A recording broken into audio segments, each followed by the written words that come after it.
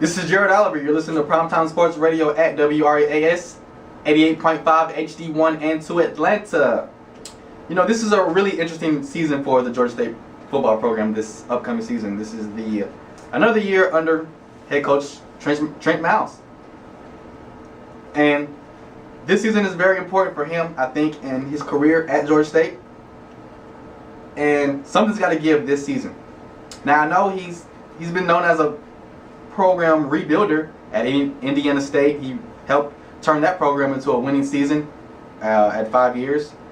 You know, assistant head coach at Stanford, Notre Dame, Washington, and he has the ability to lead a team, no doubt. And I don't really like to be a guy to advocate someone to lose their job, but something's got to give, man. It's been too many seasons, and I get the rebuilding progress and building this program up and even this university, but you know, it's only so much we can wait for, even for students, alumni, athletes, fans, anybody. It's only so much a program can take under one guy. Not to say he doesn't have the capabilities or the leadership, because I think he's a great guy, father figure for these players, which is what they need. And he's a great guy to have as an ambassador for Georgia State in some type of athletic department. But last season they went 1-9 and they lost games that they shouldn't have lost. Now, I do understand that they had injuries last year that hurt them a little bit, especially in the rushing category. With Kyle Neal, he had I believe an MCL injury or ACL injury in the Washington game, which was a key factor in their offensive scheme. But now, you know, they've got a California junior college transfer, Kendrick Dorn, who's a really athletic guy. Very, very athletic and very special with the ball, I think.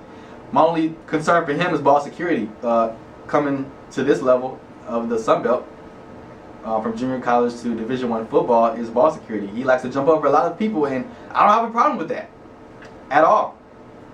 But my only concern with him would be ball security. Have one of the best offenses in the country, Georgia State. They were 26th in the country with passing yards. Of course, their best player on the whole team. Who else? Nick Arbuckle. Threw for almost 3,300 yards, 23 touchdowns, but 17 interceptions. You got to improve that. You got to improve that.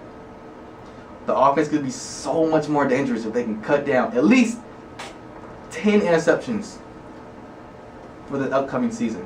And the defense was the focal point of the off season. They've snatched up a couple of players from UAB. They've got a couple of recruits, a couple of linebackers, and they've gotten bigger, which is the biggest thing for Georgia State.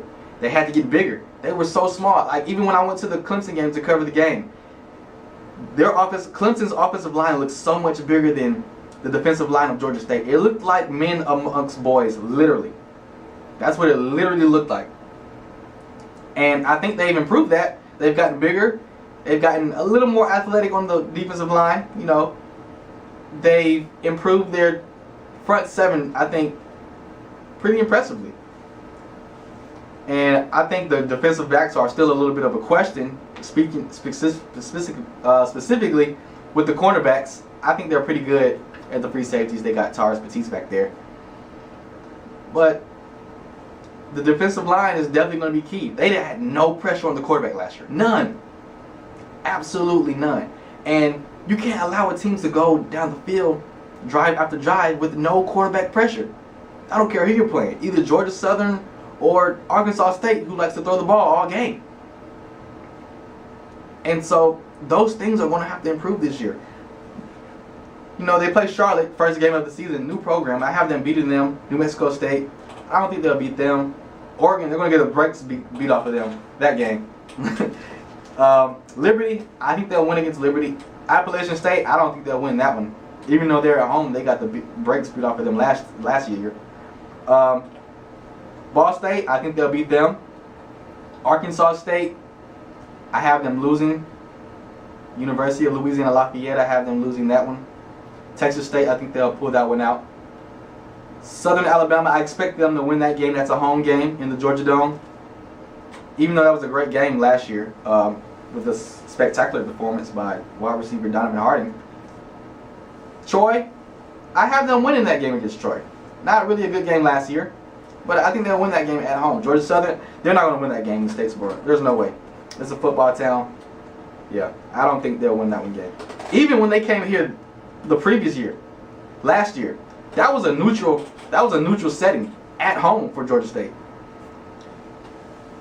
I think the total population for that game, the Southern versus State game, was 28,000. And I guarantee you 15,000 to 17,000 was Georgia State. I'm sorry, Georgia Southern. So this is a big year for Trent Miles and his career here at Georgia State. And I don't like to advocate for anybody's job to be taken, but that's the way the game works now. That's the way it works with these college coaches, basketball, football, anywhere. That's the way it works. 1-9, something's got to give, man. I know this team is still rebuilding or building and improving and trying to get players here, but something's got to give. I know he turned around a program at Indiana State, but it's almost 5 seasons here. What do we have to show for? Lost every game in the 2013 season. Won one game by field goal last year. They have to go at least 500 for that guy to stay here. They have to. At least I think that's what's going to happen. I could be wrong, but I think that's what would take place. I think the expectations for this season, with the offense that they have and the improving defense that they're expecting to bring in this season, they will have to at least go 500. Win 50% of the home games. I think it's going to be something like that.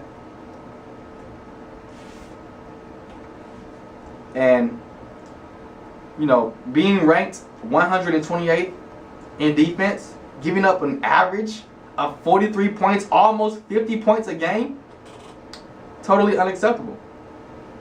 Now, they didn't have a whole lot of scholarship players out there in the starting lineup, and they had a couple of walk-ons out there, and they have to give depth.